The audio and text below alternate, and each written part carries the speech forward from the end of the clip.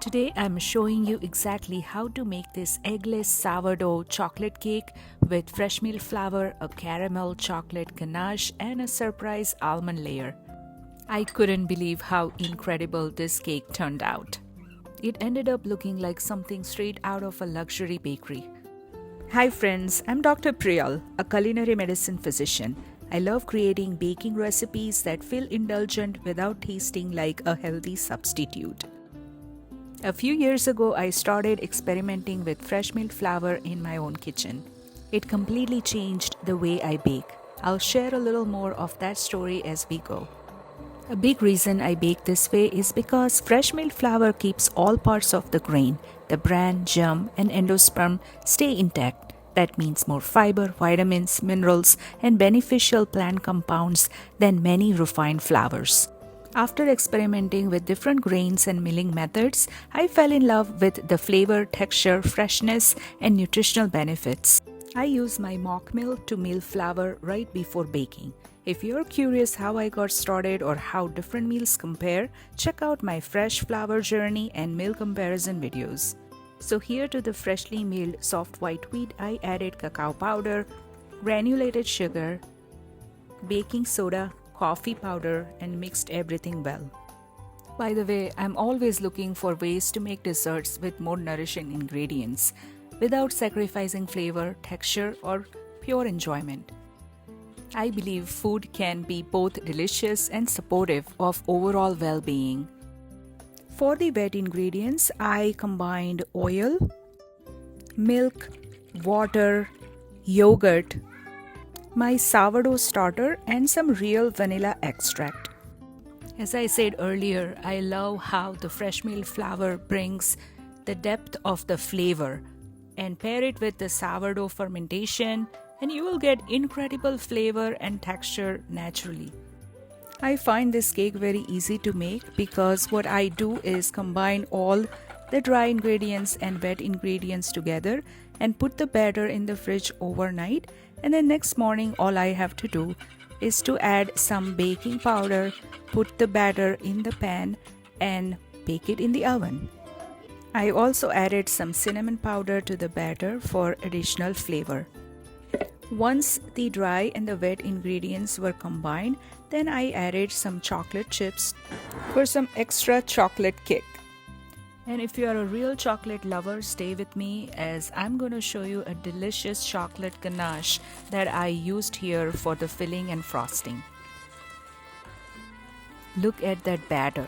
And the wild part, it's made with ingredients that leave me feeling way better than a typical bakery cake. So at this stage, I let the batter rest in the fridge overnight, and in the morning when I took the batter out, you can see how it thickened up from the fresh milk flour absorbing the liquid. Now at this point, I added some baking powder to the batter. One trick here is to make sure you take small portion of the batter out, mix the baking powder, and then mix it with the rest of the batter. That's the lesson that I learned here, as I combined the baking powder directly with the batter and I had some issue with proper mixing here. Now here I divided the batter into two 8-inch pans. My pans were not deep enough for this amount of batter, so if you're going to use the 8-inch pans, you can use the deeper pans. If not, then use the 9-inch pan. Luckily, I had them on a baking sheet while I baked them in the oven, so whatever the batter was dripping, I caught it on that tray which was underneath my baking pans. As the cake baked completely, I could see that it pulled away from the side of the pan, and here you see the baking powder that was not mixed properly that came to the surface, but it didn't affect the taste or texture of the cake. I baked the cake until the toothpick inserted into the center of the cake came out with a few moist crumbs. Once the cake had completely cooled, I honestly thought it looked pretty good already.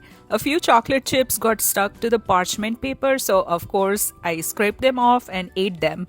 And honestly, that tiny bite was so good I couldn't wait to finish this cake.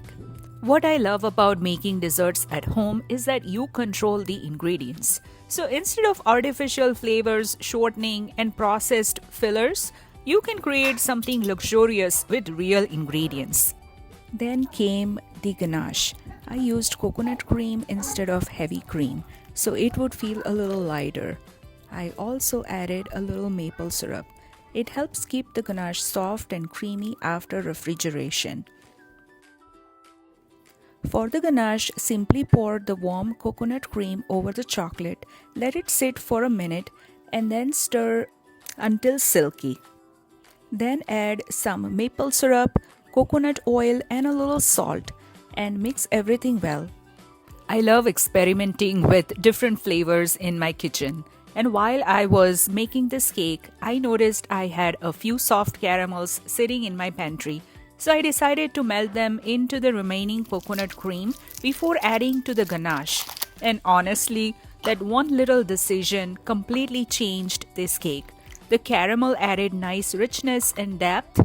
That ganache tasted like something from a luxury chocolate shop.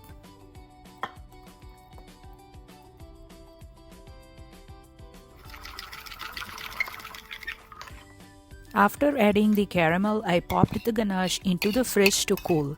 But when I took it back out, it had transformed into something that looked more like a chocolate truffle filling than a frosting. It was delicious, but not something I could spread out between cake layers. So I gently warmed it back up until it became smooth and creamy again. And that ended up being the perfect consistency for both filling and frosting. The cake came out a little wonky because the batter overflowed during baking, but once the layers were stacked, I trimmed the edges and gave it a little makeover. Nothing a serrated knife can't fix. By the way, if you're enjoying this recipe so far, and if you want more fresh milled and sourdough recipes that feel indulgent but use better ingredients, subscribe to FitFab with Food. To assemble, I layered the cooled cake with the chocolate caramel ganache. Here is another little flavor twist I decided to try. I had some almond paste on hand, so I cut it into small pea-sized pieces and tucked them between the cake layers along with the chocolate caramel ganache. It added little pockets of almond flavor throughout the cake and made every bite feel a little more special. Then I added the second cake layer on top and covered the entire cake with chocolate caramel ganache.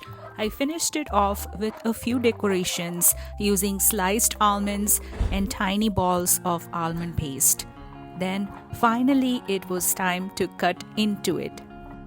The best part about this cake is it actually tastes even better after a day or two in the refrigerator. The flavors have time to melt together, the ganache becomes even more luscious, and the texture somehow gets richer with time. It also freezes beautifully, making it a great make-ahead dessert for birthdays, holidays, or any time you need a chocolate fix waiting in the freezer. Wow, look at that crumb, the caramel chocolate ganache, the almond, the soft sourdough cake. This tastes like a bakery truffle cake.